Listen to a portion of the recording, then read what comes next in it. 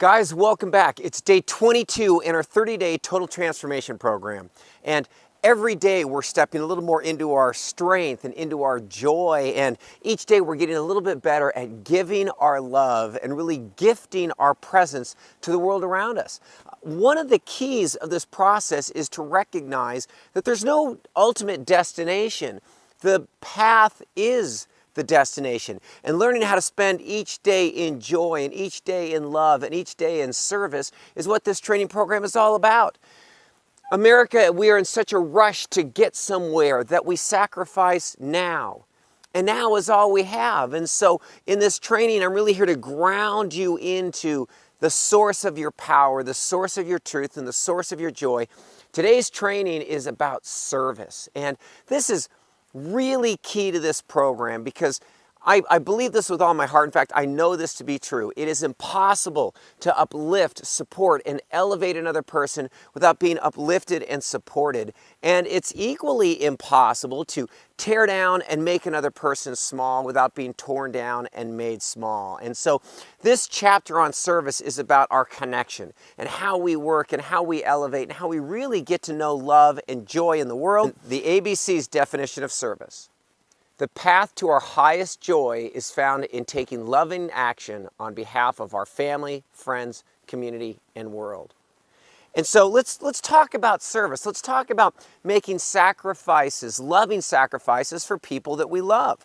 For a lot of us, the first time we really connected with the idea of service was when we had children. And suddenly our lives really expanded beyond ourselves, and we were responsible for another living soul.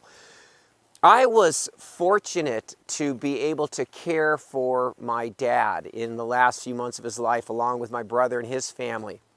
And I'll never forget, it was my daughter's first birthday, and my dad had about a month left to live. He had pancreatic cancer.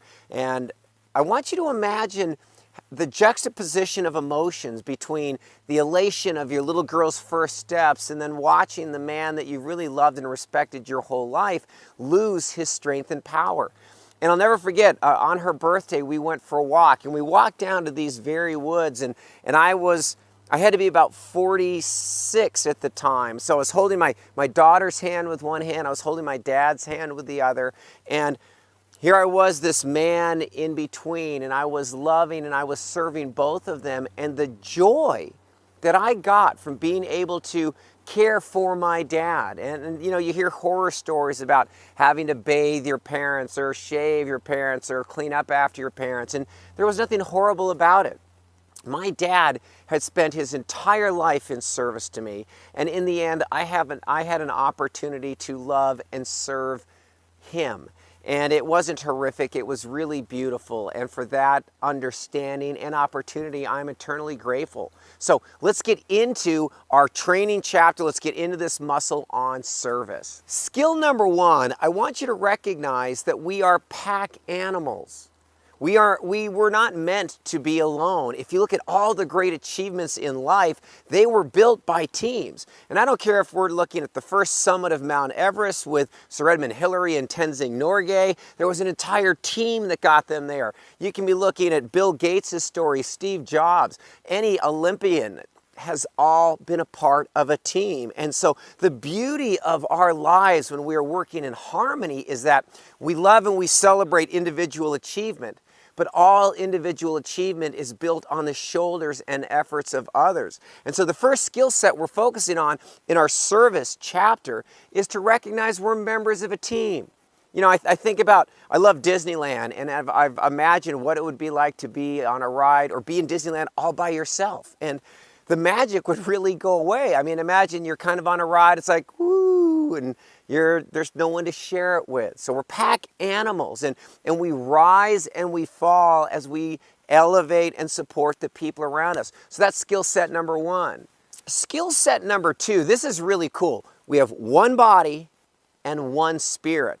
And this really has to do with our true north compass, because your one body is your earth element, and it is finite, and it is heavy, and it has weight, and it has a beginning, and it has an end. So our one body has a totally unique DNA, a totally unique fingerprint. We express ourselves completely uniquely, which is what this adventure in this compass is all about.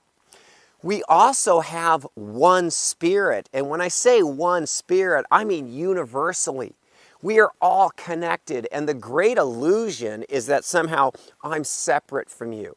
And I'm not separate from you. Your joys are my joys. Your sorrows are my sorrows. It's this great empathy that we feel for each other that makes this human existence so amazing.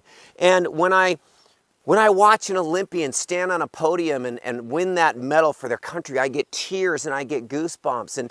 And when I read a story about a young girl who is slaughtered in the other side of the world for her beliefs or something she's fighting for, I have chills and I cry.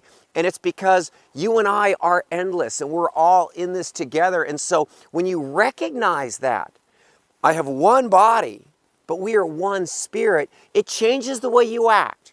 It's not just about me, me, me, it's really about we. And what can I do with my breath, with my blood, to elevate your story, to elevate your life experience, because that's what this adventure is all about.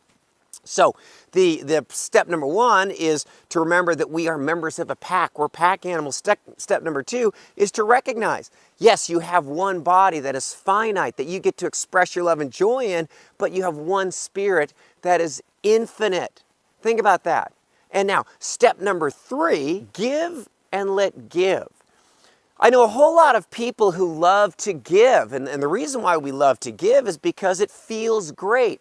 We're uplifting and celebrating and serving those people around us. There's a wonderful feeling, but they are terrible receivers.